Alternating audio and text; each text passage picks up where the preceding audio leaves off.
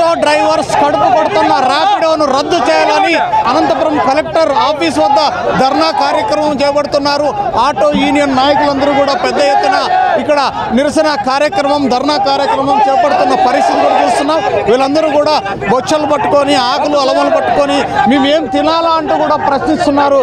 ఇక్కడ పెద్ద ఎత్తున ఆటో డ్రైవర్ యూనియన్ నాయకులు ఆటో డ్రైవర్లు కూడా వచ్చారు. వారిని అడిగి మరిన్ని వివరాలు తెలుసుకునే ప్రయత్నం అయితే చేద్దాం. ఆటో డ్రైవర్ల కడుపు కొడుతున్న ర్యాపిడోను వెంటనే రద్దు చేయాలని అనంతపురం కలెక్టర్ కార్యాలయం ఎదురుగా ధర్నా చేస్తున్న ఆటో డ్రైవర్ యూనియన్ నాయకులందరూ ఉన్నారు. అసలు ర్యాపిడో ఉంటే ఏంటి నష్టం మీకు? సార్ మేము ఈ పొద్దు ర్యాపిడో నష్టము లాభం ఏంటంటే సార్ 50 రూపాయలు ఆటో డ్రైవర్ గిట్టుకోని పరిస్థితుల్లో ఇప్పట్లో ర్యాపిడో ఒక సమస్య కరోనా వైరస్ కంటే ఎక్కువ వ్యాపిస్తాం సార్ మా జిల్లాలో. ఇది కరువు జిల్లాలో ఈ ర్యాపిడో మాకు అవసరం లేదు సార్. ఎందుకంటే మేము 50 రూపాయలు లేని మాకు బాడీ గిట్టుకోవడం లేదు సార్. ర్యాపిడో అనేది 40 రూపాయలు వస్తుంది సార్. ఇప్పుడు వాళ్ళకి ఏం గిట్టుకుంటుందో ఏం కాదో తెలియదు సార్ మాకైతే. దీనివల్ల ప్రజలకు మంచిది కదా. మీ కడుపు కొడుతున్నారంటే ప్రజల కలుపు మీరు కొడుతున్నారు కదా. 100 ఇవ్వాల్సిన చోట 200 అడుగుతారు, 150 అడుగుతారు. ఎంతంటే అంత డిమాండ్ చేస్తారు. ర్యాపిడో వల్ల ప్రజలకు మంచిదే కదా సార్. అనంతపూర్ జిల్లాలో ఖరీటమైన పేదరికం ఏదుంది అంటే మా ఆటో డ్రైవర్లు తప్ప ఏ ప్యాసింజర్ కూడా ఆటో డ్రైవర్ల పట్ల ఎప్పుడు ఎవరు అడగలేదు సార్. ఎవరో 100 మందిలో ఒక తప్పు చేసినారంటే నిరూపించుకుంటాం సార్. కానీ ప్రతి ఒక్కరూ ఆటో డ్రైవర్ మీద కంప్లైంట్ చేసే కాదు సార్. కానీ ప్రజలు అంటున్నారు ఈ పొద్దు ర్యాపిడో వల్ల మాకు నష్టం వస్తుంది, మీకు ఏమని అంటే కాదు సార్. 50 రూపాయలు ప్రజలు ఆలోచిస్తారు సార్. 50 రూపాయలు మాకు గిట్టుకోలేదు సార్. 50 రూపాయలు లేదే మేము పోలేము సార్. ప్రజలు నా ఓటోడు ఏం ఆలోచిస్తాడు, నాకు ఎక్కడ తక్కువ వస్తే అక్కడ పోతాను అంటాడు. ఇప్పుడు బట్టల షాపులు ఉన్నాయి, అక్కడ తక్కువ అయితే అక్కడ కొనుక్కుంటారు. ఎలక్ట్రానిక్ గూడ్స్ ఉన్నాయి, అక్కడ తక్కువ అయితే అక్కడ కొనుక్కుంటారు. ప్రజలకి ఎక్కడ స్వేచ్ఛ ఉంటే అక్కడ కొనుక్కుంటారు. ఆటో డ్రైవర్లు మేము ఇంతే పెడతాము, మాకు ఇంతే కావాలా అనడము ఈ ప్రజాస్వామ్య దేశంలో వ్యాపారం ఎవరైనా చేసుకోవచ్చు. దాంట్లో తప్పేముంది? ఎక్కడ సార్ మన ఏపీ గవర్నమెంట్లో సంక్షేమ పథకాలు అమలు చేస్తామన్నారు. ఇప్పటి వరకు ఆటో డ్రైవర్లకు ఒక 10 రూపాయలు 10,000 ఇస్తాం స్వచ్ఛందంగా. దాని గురించి పోరాడండి, తప్పులేదు. ఉండండి సార్ చెప్తాం. దాని గురించి కూడా చెప్తాం సార్. చంద్రబాబు నాయుడు గారు 15,000 ఇస్తామన్నారు. కనీసం ఆటో డ్రైవర్లను గుర్తించలేదు సార్. ఈ పొద్దు ఆర్టీఓ ఫైన్ వేస్తే 20,000 వేస్తున్నారు సార్. ఇన్సూరెన్స్ కట్టాలంటే 10,000 రూపాయలు కట్టాలా సార్. ఇంకోటి FCJPలు అంటే 5,000 రూపాయలు కావాలా సార్. అవన్నీ సమకూర్చాలంటే గవర్నమెంట్కి మాలాంటి వాళ్ళు కడుపు కొడితే ఏమవుతుంది సార్? దీనికి ర్యాపిడోకు మీకు ఏంటి? ర్యాపిడో ఉంటే ర్యాపిడో అనేది అదొక సంస్థ. మీరందరూ గ్రూప్గా ఏర్పడి మీ ఆటో యూనియన్ వాళ్ళందరూ కూడా లోకల్లో మీరు ఒక మొబైల్ యాప్ తయారు చేసుకొని మీరు కూడా తయారు చేసుకోండి సార్. జియో సంస్థ అనేది ఒకటి ఉండే సార్ ఫస్ట్లో. అది వచ్చేసి ఫ్రీ సిమ్లని జనాల్లో సెట్ చేసినారు సార్. ఈ పొద్దు ముక్కు పిండి వాడు 350 రూపాయలు రీఛార్జ్ చేస్తున్నాడు సార్.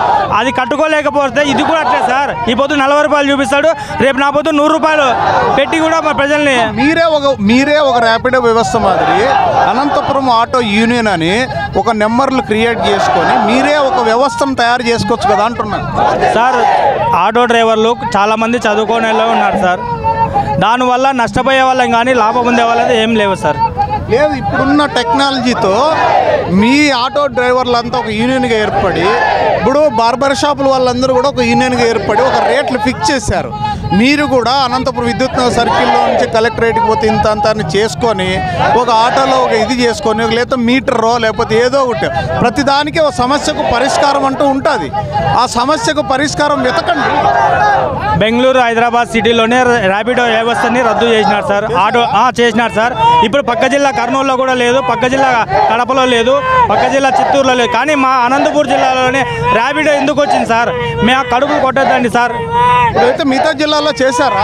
మిగతా జిల్లాలో కూడా లేవు సార్. ఇప్పుడు మా అనంతపూర్ జిల్లాలో ఎందుకు వచ్చినాయంటే మాకైతే ఇప్పుడున్న సమాచారం ప్రకారము రాజకీయ నాయకులు టైప్ అయినారు దీంట్లో.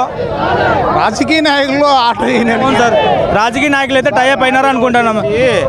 ర్యాపిడో వచ్చేసి మాకు 50 రూపాయలు బాడీకి పడితే వాళ్ళకు వచ్చేసి కమిషన్ దాంట్లో 5 రూపాయలు పోతుంది సార్. మాకు 45 రూపాయలు గిట్టడం లేదు. ఆ ధరల దాని ప్రకారంగా మేము కష్టపడి మేము పెట్టుబడి పెట్టుకొని వాళ్ళకు ఎందుకు బతికించాలి సార్? వాళ్ళకి ఎందుకు బతికించాలా? ప్రైవేట్ కూడా వచ్చి వాళ్ళు బతుకుతున్నారు కదా సార్. మాకే పెట్టుకోనికి మాకు అంత సోమది లేదు సార్. మాకు పొద్దున్న నుంచి కూర్చున్నా కానీ సాయంత్రానికి 300 రూపాయలు తోలే ఇది లేకున్నట్లు అయింది సార్. మాకు ఒక రోజుకు ఇప్పుడు రోజుకొచ్చేసి ఆటో తీసుకొస్తే రోజుకొచ్చేసి 400 రూపాయలు ఇవ్వాలా సార్. 42 నెలలు వచ్చేసి నెలకి 12,000 రూపాయలు మేము కట్టాల్సి వస్తుంది సార్. ఈ ఫైనాన్స్లోనా?